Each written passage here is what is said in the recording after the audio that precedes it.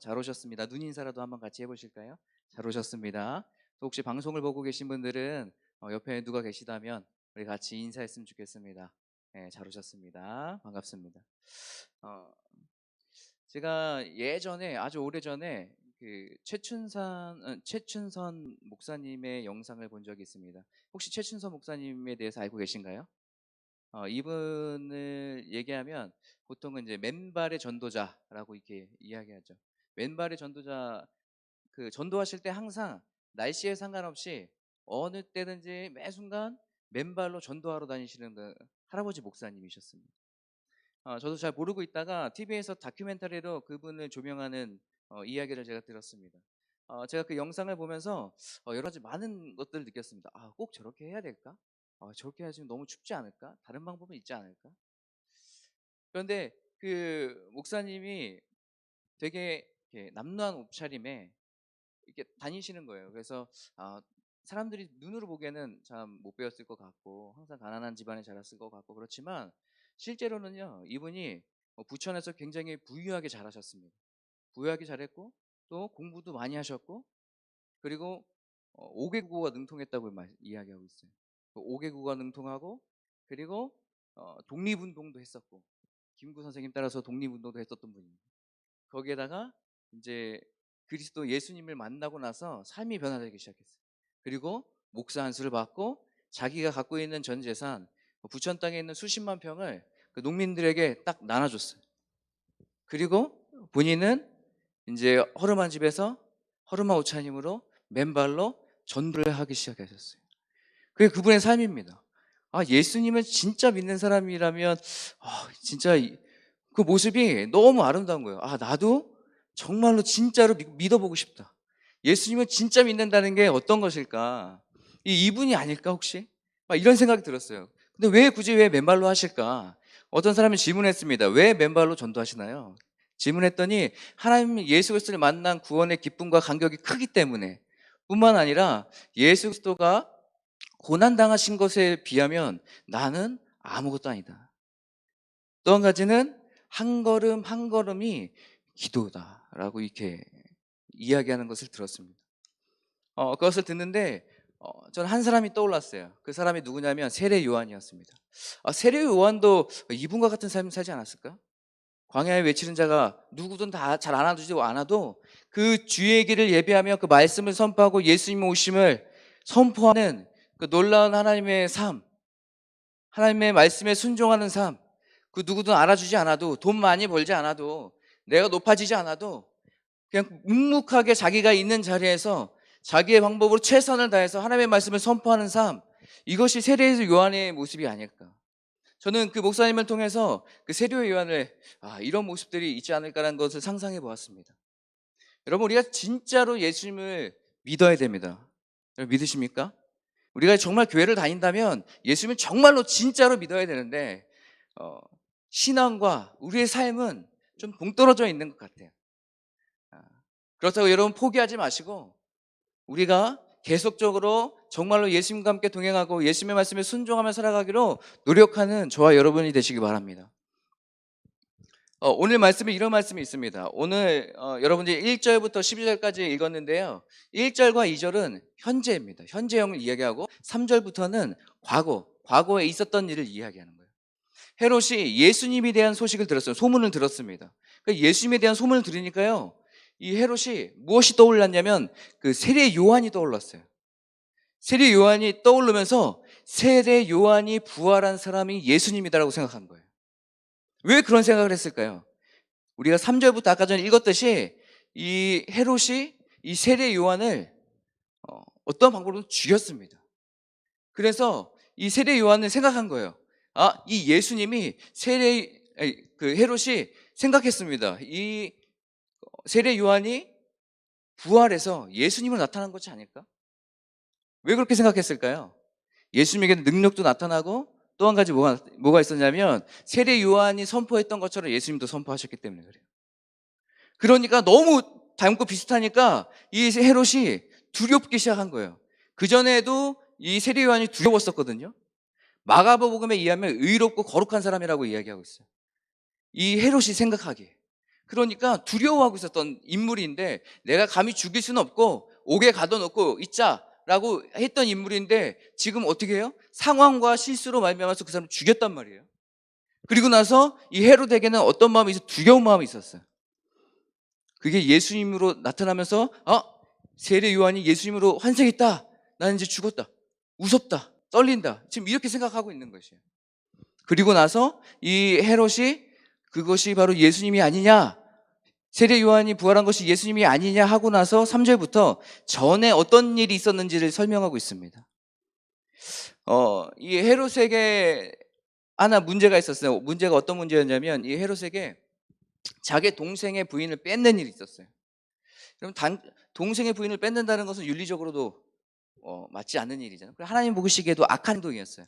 그래서 이 세례 요한이 어떻게 했냐면 헤롯에게 가서 말했습니다. 이거 잘못된 겁니다. 이거 잘못된 거예요. 오늘 말씀에 말하되라고 이야기하고 있는 이 본문을 보면 여러 번, 한 번만 얘기했다는 얘기 아니라 여러 번 반복해서 얘기했다는 것을 의미해요. 이 원어의 뜻은. 그렇기 때문에 이 세례 요한이 헤롯에게 얘기하고 사람들에게 얘기하고 계속 얘기하는 거예요. 그러니까 이 헤롯에게 있어서 요 세례 요한은 어떠한 존재입니까? 가시 같은 존재예요. 진짜 그만 좀 얘기했으면 좋겠는데 자꾸 와서 얘기하고 내 치부를 드러내는 것 같아 비판하고 하니까 너무 싫은 거예요. 그러니까 이 사람은 이 세례 요한을 죽일 수는 없고 죽이기는 두려우니까 다른 사람들이 이 세례 요한을 선지자라고 생각하고 높이고 존경하고 있으니까 내가 바로 죽일 수는 없고 얘를 옥에 가둬놓자 해가지고 세례 요한을 옥에 가둡니다. 그리고 옥에 가두고 있었는데 마침 그때 어떤 일이 있었냐면 이 헤롯이 생일을 맞았어요. 그래서 그 와이프 되는 헤로디아와 같이 잔치를 베풀고 사람들을 모아서 잔치를 베풉니다. 그때 이 헤로디아의 딸이 거기서 춤을 추게 되는데요. 춤을 추는데 그 춤을 보고 술도 취하고 분위기도 좋고 하니까 너무 이 헤롯이 마음에 기뻤던 것 같아요. 좋았던 것 같아요. 그래서 그 딸을 불러서 이야기합니다. 네 소원이 뭐냐? 내가 다 들어줄게. 뭐든지. 거기서 호언장담하는 거예요. 그랬더니 이 딸이 그 얘기를 듣고 나서 엄마한테 가서 엄마 나 뭘 빌까? 막 이렇게 물어본 거죠. 이 헤로디아에게 있어도 이 엄마에게 있어서도 이 세례 요한은 어떤 존재예요? 똑같이 가시 같은 존재예요. 걸림돌이 되는 거예요. 그러니까 이 세례 요한이 갇힌 것뿐만 아니라 아예 그냥 없어졌으면 좋겠어. 더 이상 이 말 안 나오게. 그래서 이 어머니가 이 딸한테 얘기합니다.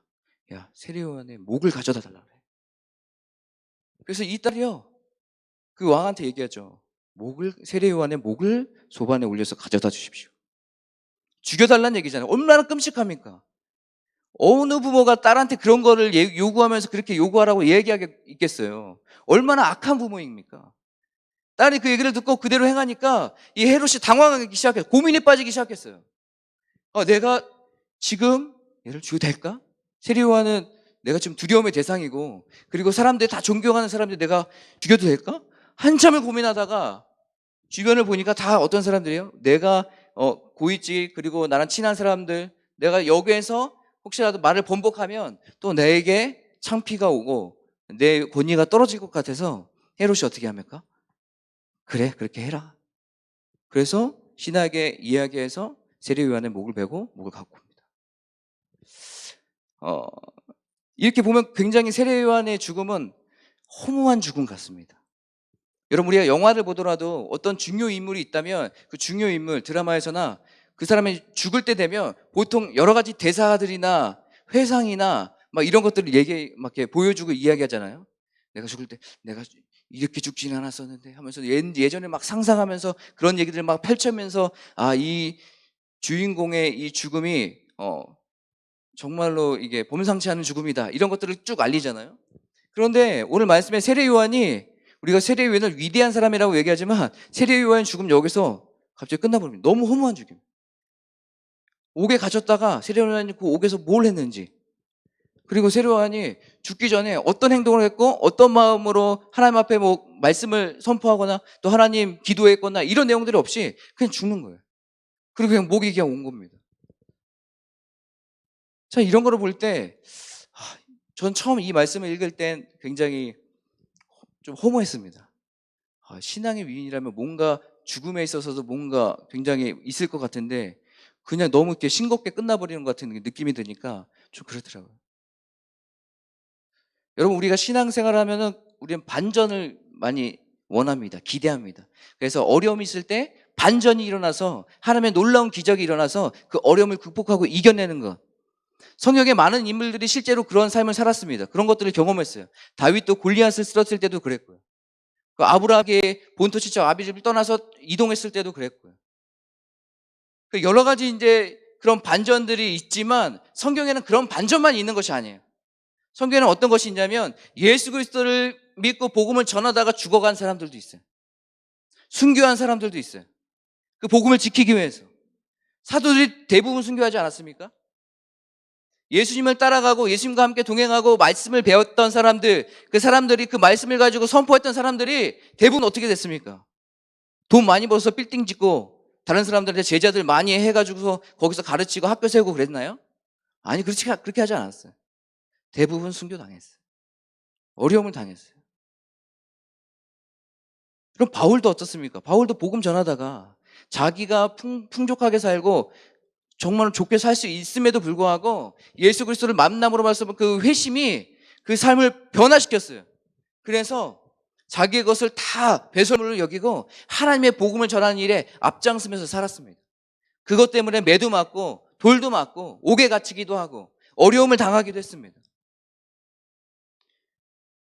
우리의 신앙생활에 있어서 너무 한쪽으로 치우쳐져 있는 것 같아요. 때로는 우리 삶 가운데에 그런 반전과 내가 생각하는 기적이 일어나지 않을 수도 있습니다. 이 세례 요한처럼 이러면 얼마나 좋겠어요. 죽이라고 했는데 죽이러 갔는데 갑자기 세례 요한의 강해지고 옥문이 열리고 들어와서 다 무찔르고 나갔더라. 이러면 얼마나 은혜가 되면서 역시 하나님 믿어야 돼. 이렇게 되겠습니까? 그렇게 하나님의 복음, 하나님의 나라를 선포했던 이 세례 요한이 허무한 죽음을 맞게 되는 거예요. 근데 제가 여러분에게 허무한 죽음이라고 얘기했지만 이게 정말로 허무한 죽음일까요? 우리가 바라보는 세상의 시선을 바라본다면 그 죽음은 허무한 죽음일 수 있고 개죽음일 수 있어요. 하지만 이 세례 요한에게 있어서 이 세상이 끝인가요? 아니요. 세례 요한은 믿고 있어요. 하나님의 나라를.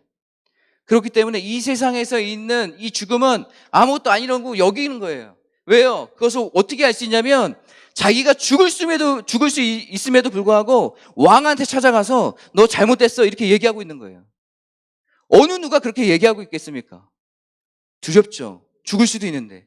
당장 옥에 갇히고 매맞다 죽을 수도 있는데 내가 거기서 어떻게 가서 선포하겠어요? 근데 세례 요한은 그렇지 않았어요. 하나님 앞에서 일반 사람이든 왕이든 하나님께서 주신 마음 가지고 하나님의 말씀을 선포하며 살아가기 시작했어요.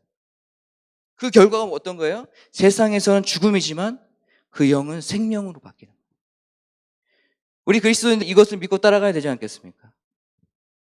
다니엘서 3장에 보면 이 세 친구가 나옵니다. 사드락과 메삭과 아벳느고. 이 세 친구가요, 느부갓네살 왕이 이제 조서를 내립니다. 내가 섬기는 신상에 시간 되고 북치고 찬양 거기서 이제 뭐 이렇게 노래도 부르고 하고 할 때 모두 다 그 앞에서 절하고 거기서 예배드려라 이렇게 얘기한 거예요. 근데 이 세 친구가요 그 얘기를 듣고 하나님은 정말로 신실하게 믿었거든요. 그래 왕이 시키니까 한번 해보자 해서 했을까요? 아니요. 다니엘서 3장에 보니까 이 친구들이 어떻게 했냐면 그것을 거부하고 안 했어요. 그리고 하나님을 섬겼어요. 그랬더니 주변 사람들이 어떻게 해요? 걔들을 고발합니다. 그래서 그 세 명이 왕 앞에 옵니다. 그리고 왕이 그들에게 얘기해요. 왜 니네가 그렇게 안 했냐? 왕이 그래도 이 세 사람을 좀 좋게 봤던 것 같아요. 왜 그렇게 안 해? 지금이라도 니네들이 다시 경배하고 하면 내가 너네들 건져주고 살려주겠다. 근데 그걸 싫다고 그러면 너희 풀무불에 들어가서 너희를 태워주겠다. 이렇게 한 거예요. 이렇게 이런 죽음의 위기, 죽음의 선택 가운데 있을 때 이 세 친구가 뭐라고 얘기했냐면 참 놀랍게 얘기했습니다. 이 왕이 너희를 누가 내 손에서 건지겠어? 라고 얘기했더니 왕이시여 하나님께서 풀무불에서나 왕의 손에서나 건지실 것입니다 라고 그 담대하게 선포하는 거예요. 그리고 나서 더 놀라운 대답은 뭐냐면, 그리 아니하실지라도 나는 하나님을 섬기겠습니다. 이거예요. 그리 아니하실지라도. 여러분, 우리의 삶의 신앙에 있어서 가장 포인트는 하나님께서 그 어려움과 힘듦과 괴로움에서 건지실 수 있어요. 그래서 이 세 친구가 고백했던 것처럼, 왕이요, 왕의 손에서 건지실 분은 우리 하나님이십니다라고 선포하며 살아갈 수 있어요. 그런데 여러분, 그 어려움에서 건져지지 않았다고 해서 여러분, 우리가 만약에 신앙이 흔들리고 하나님을 떠난다면 그건 올바른 신앙이 될 수 없어요. 오늘 이 세 친구가 고백했던 것처럼 그리 아니하실지라도 내가 하나님을 섬기겠습니다. 내가 죽을지라도, 내가 거기서 타 죽을지라도 우상을 섬기는 사람이 아니라 정말로 하나님을 섬기는 사람으로 내가 살아가겠습니다라고 결정하는 것이에요. 여러분, 아까 전에 제가 말씀드렸던 그 최 목사님께서 어떻게 돌아가신지 아세요? 똑같이 맨발로 지하철을 돌아다니시면서 전도하시다가 지하철 인천 가는 그 1호선을 타시고 가시다가 자리에 앉으셔서 거기서 그냥 돌아가셨어요. 끝까지 이제 전도하시다가 거기서 이제 기력을 다하셔서 돌아가셨죠. 여러분, 이 죽음에 대해서 여러분 어떻게 생각하십니까? 안 믿는 사람은 이게 왜 이렇게 죽으면 왜 이렇게 고생만 하다가 잘 살 수 있었는데, 아유 미련하다 이렇게 생각하시겠어요. 하지만 우리 믿는 사람이 바라볼 때는 우리의 시선이 바뀌어야 돼요. 이 세례 요한이 안 좋은 죽음이 아니라 세상은 얘를 죽게 할지라도 우리의 다음은 영은 영원히 살게 되는 거예요. 생명을 얻게 되는 것이.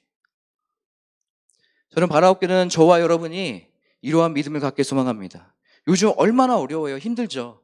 코로나 때문에 자영업자들이 계속 폐업하고 재정 없어가지고 핸드폰 요금도 못 내고 저 어렵고 힘든 삶을 살아가는 사람들 얼마나 많습니까?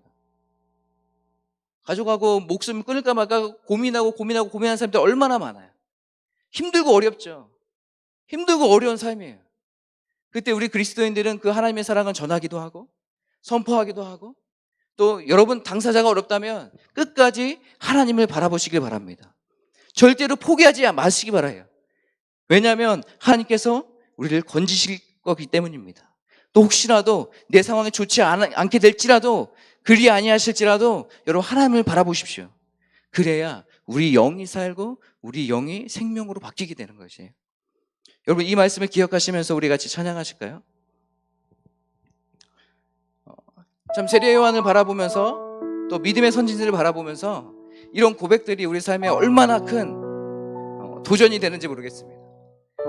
말씀을 통해서 또 그 목사님들의 삶을 통해서 또 다른 신앙의 믿음의 선배들을 통해서 저 삶이 하나님을 기쁘게 하시는 삶이구나, 저 삶이 정말 예수 그리스도를 믿는 삶이구나, 나도 저런 삶 살고 싶다.